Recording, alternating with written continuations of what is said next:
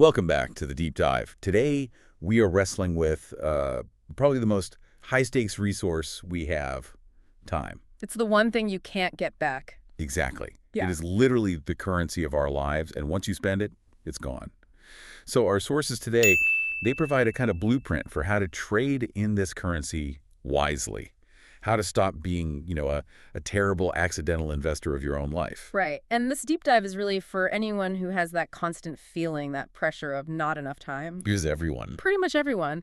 But we're not offering some complicated 20-step productivity system here. We're really just trying to extract the immediately useful knowledge. The stuff you can use today. Yes. The goal is to help you distinguish between activities that actually give you growth or rest and those sneaky distractions that just drain you. So let's jump right into the core idea from the research because it gives us a really necessary filter. What is the precise definition of wasted time? Because I think most of us assume it just means doing nothing. But the sources, they paint a far more specific picture. They really do. Wasted time isn't always about doing something, bad. It's about doing something that results in absolutely no benefit, no true rest, and no growth. Okay, so those are the three criteria. Those are the three.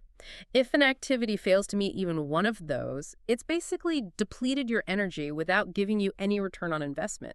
It leaves you feeling empty, or sometimes even actively worse off. I find that definition so useful because it immediately puts a spotlight on the number one time thief for most people. Yeah.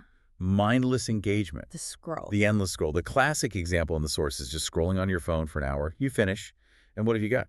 You haven't learned anything. Nope. You definitely didn't relax. In fact, you probably feel more mentally scattered. Yeah. And you didn't even really enjoy it in a meaningful way. Precisely. That little feeling of guilt and fatigue you get afterwards, that's your brain's alarm system telling you the activity was a net negative. It was time stolen, not spent. Exactly. And this is so crucial because it helps you realize that rest is actually productive, but distraction that disguises itself as rest is incredibly destructive. And the sources use this great analogy. Time is like water in a glass. You can drink it, and it helps you. Or you can just throw it on the ground. It's gone forever. Gone forever. So the next question becomes, where is the leak?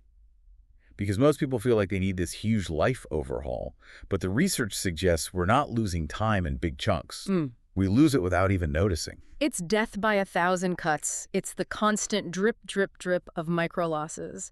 A social media ping, a random YouTube video, checking email just for a minute. None of these are a 1-hour commitment. It's 5 minutes here, 10 minutes there, but you repeat it 30 times a day, and then you look up, and the whole day's momentum is just gone. The source material has this perfect short anecdote about this. It was someone planned to take a quick 10-minute break. Oh, I remember this one. Yeah. Picks up their phone, watches one short video, which of course leads to another, and then another. And when they finally put the phone down, more than an hour had just vanished. Vanished. But the critical point wasn't just the lost time, it was the emotional result. Yes, exactly. The consequence was feeling guilty and somehow more tired than when they started. The break completely failed to deliver rest. It actually inflicted an emotional cost, and that's the difference right there. True rest helps your brain recharge. This kind of disguised distraction just overloads your senses and leaves you feeling deficient. So we have to identify these time thieves. And that's often anything that promises that low-effort, high dopamine hit without any real engagement. I think when we talk about stopping time waste, the biggest fear people have is that it sounds like this huge, rigid, monastic lifestyle they have to adopt. And that's the best part. That's the good news. The research we reviewed stresses that you do not need a big, dramatic plan. You don't need to sign up for some 40-hour course next week. The key is just small, clear, and immediately doable actions. It's all about breaking the inertia of distraction. Okay, let's unpack that. Breaking the inertia. This is where the actionable advice lives. So tip number one is the power of the small plan. We are all so guilty of setting these massive, intimidating goals. Oh, yes. I will improve my English. It's huge, it's scary, and you have no idea where to even start. Right. The small plan is the opposite.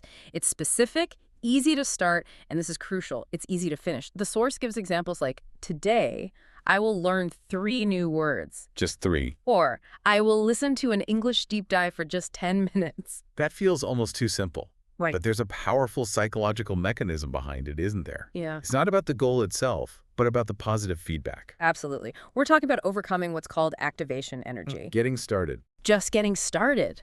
If the first step is that easy 3 words, 10 minutes, you just bypass that mental block. And when you finish it, you get this little burst of pride. A small win. A small win. That immediate positive feeling kicks off a powerful self-reinforcing loop. It makes you way more likely to do it again tomorrow. You're building momentum through success, not just raw willpower. That makes perfect sense. You're basically training your brain with these small, immediate wins. Which leads us right into tip number 2. Using those small moments we'd otherwise waste. Yes. We all have these pockets of time during the day that we just write off as dead time. These little moments, 5, 10 minutes, are so powerful because they are usually the first victims of the time thieves. What kind of moments are we talking about? Think about standing in line at the store, waiting for the bus, or even just those few minutes before a meeting starts. In the past, you just stare into space.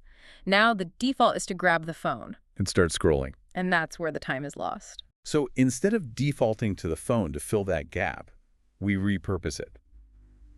What are some of the practical examples the research suggests for using these tiny windows? The key is to be prepared. Have a small action ready to go. If you're learning something, maybe it's a flashcard app to revise 5 words. Okay. Or listening to the first 3 minutes of an educational audio clip. The action has to be something you can actually achieve in 5 minutes. And this is where the long-term magic happens, right? Yeah. Because 5 minutes feels like nothing. Why should anyone care about just 5 minutes? Because of the compounding effect. 5 minutes spent mindlessly scrolling every day adds up to about 30 hours a year. 30 hours of nothing. Wow. But if you invest those 5 minutes every day, that's 30 hours of focused micro-learning spread out consistently, which is way better for your memory than some exhausting 6-hour cram session. You're building a real habit and real knowledge. That completely changes the perspective. It's not 5 minutes, it's 30 hours of progress you're clawing back. But here's my skeptical question. Go. Consistency is the hard part. How do we make sure these small plans stick? Because if the task is boring, my brain is always going to choose the easy distraction. That's a totally fair point, and it leads directly to tip number 3. Sure. You have to make the activity fun, or at least engaging. Okay. If learning feels like a chore, like heavy labor, your brain will resist. It will look for an escape. But if it taps into your curiosity, if it feels like a game, your brain stays motivated. So how do we make something that's maybe inherently dry, like studying fun? You disguise the learning. If you're learning a language, don't just stare at a textbook. Watch short, fun video clips about your hobbies in that language. Listen to songs and read the lyrics. The core idea is to reduce the cognitive load. The process should feel light and accessible, not heavy and overwhelming. That lightness is what makes it sustainable. Okay, let's circle back to the time thieves, specifically the phone. For most of us, it's not just a distraction, it's a necessary tool. How do we build a boundary? And this is where we find tip number 4, which I love. It's the sequencing rule. The research doesn't say ban your phone, it just says change the order of operations. The order being? Finish your small pre-planned task first, then use your phone. It's that simple. Ah, so you're using the distraction as the reward. Exactly. It's a powerful behavioral trigger. You're using the thing you want to do, scroll on your phone, as the immediate reward for doing the thing you need to do. That reframes it completely. Yeah. But what about when you're already exhausted? Doesn't even a small task feel like a punishment you have to get through? It can, which is why the task has to be genuinely small. So small, the activation energy is almost 0. And the reward doesn't have to be the phone. It can be 5 minutes of stretching, making a cup of coffee. Just getting up from your desk. Right. The simple act of completing the task itself gives you a little positive feedback. You're just coupling a new good habit with an existing positive one. The source material suggests this one tiny habit alone can save hours every week. That's a huge return on investment.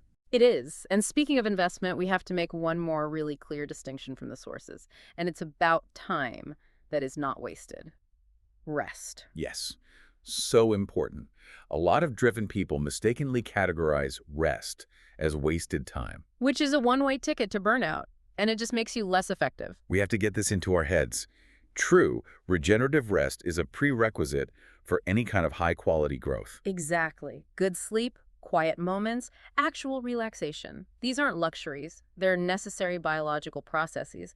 Rest is when your brain actually processes and stores the information you learned in those small moments. And if you skip it, two things happen.